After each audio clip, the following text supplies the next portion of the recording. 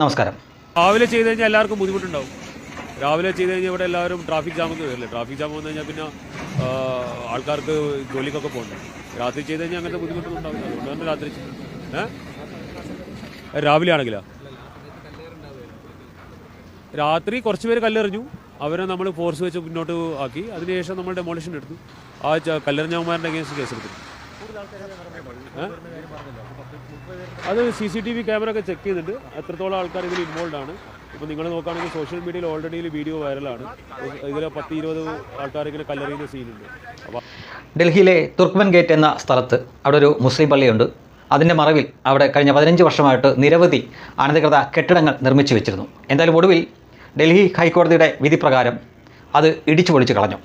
അതിനെ തുടർന്ന് ദേശീയ മാധ്യമങ്ങൾ അടക്കമുള്ളവർ, തീർച്ചയായിട്ടും അറിയാമല്ലോ, മാധ്യമപ്രവർത്തനമാണ്, അവർ അതിൻ്റെ വിവരങ്ങൾ ആരായും.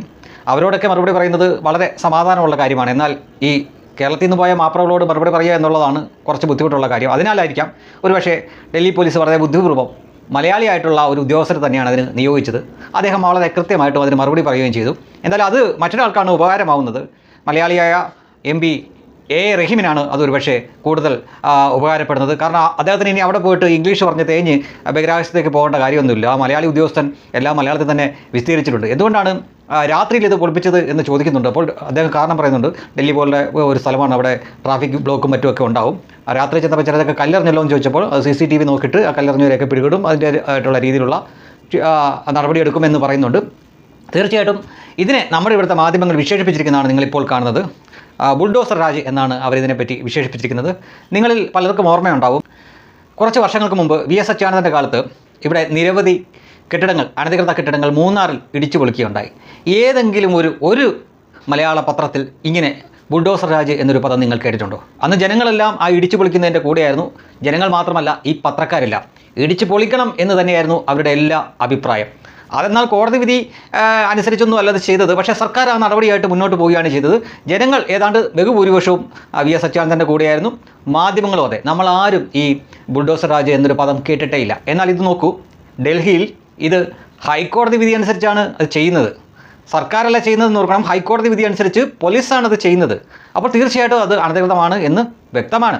ആ അനധികൃതമായിട്ടുള്ള കെട്ടിടങ്ങളാണ് പൊളിച്ചു മാറ്റുന്നത്. അതിന് ഇവിടെയുള്ള മാപ്രകൾ കൊടുത്തിരിക്കുന്ന തലക്കെട്ടാണ് ബുൾഡോസർ രാജ് എന്ന് തെറ്റിദ്ധരിപ്പിക്കാൻ വേണ്ടി മാത്രമാണ് ഇത് ചെയ്തിരിക്കുന്നത്. ഇപ്പോൾ അത് പറഞ്ഞു വരുമ്പോൾ നമുക്കറിയാം, കർണാടകയിൽ അവിടെ ഈ ഫക്കീർ എന്ന് പറഞ്ഞൊരു കോളനി ഉണ്ടായിരുന്നില്ല, അതങ്ങ് ഒഴിപ്പിച്ചു. 10-200ഓളം കുടുംബങ്ങൾ ഉണ്ടായിരുന്നു എന്ന് പറയുന്നു. അതായത് അർഹരായവർക്ക് വീട് വെച്ച് കൊടുക്കുമെന്നൊക്കെ അവിടുത്തെ സർക്കാർ ചില വാഗ്ദാനങ്ങൾ കൊടുത്തിട്ടുണ്ടായിരുന്നു. 200-ന് മുകളിൽ കുടുംബങ്ങളുണ്ടായിരുന്നു. ഇന്ത്യക്കാരായിട്ട് കണ്ടെത്തിയത് എത്ര പേരെയാണെന്നറിയാമോ? 37 കുടുംബങ്ങൾ മാത്രമാണ് ഇന്ത്യക്കാരായിട്ടുള്ളത്. ബാക്കിയുള്ളവരൊക്കെ പുറത്തു പോകണം. അപ്പോൾ ഈ A റഹീമിനെ പോലെയുള്ളവർ ആർക്ക് വേണ്ടിയിട്ടാണ് അവിടെ ചെന്ന് ഷോ കാണിച്ചത് എന്ന് നിങ്ങളൊന്ന് ആലോചിച്ച് നോക്കുക.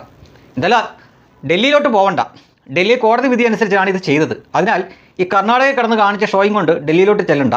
അതൊക്കെ മുൻകൂട്ടി കണ്ടു തന്നെയായിരിക്കാം അവർക്ക് എന്തെങ്കിലും ഈ ഹിന്ദിയോ ഇംഗ്ലീഷോ പറയുന്ന ആളെ കൊണ്ട് പറയിപ്പിക്കാൻ പറ്റുന്നത്. ഈ മലയാളി മാപ്രകളുടെ കുത്തിത്തിരിപ്പിനെ പറ്റി ബോധ്യമുള്ളത് കൊണ്ടാവാം അവർ ഒരു മലയാളി ഉദ്യോഗസ്ഥനെ കൊണ്ട് തന്നെ വിശദീകരണം കൊടുത്തിരിക്കുന്നത്. എല്ലാവരും തൽക്കാലം ഇതുകൊണ്ട് തൃപ്തരായിക്കോണം, പ്രത്യേകിച്ചും ആ A റഹീം.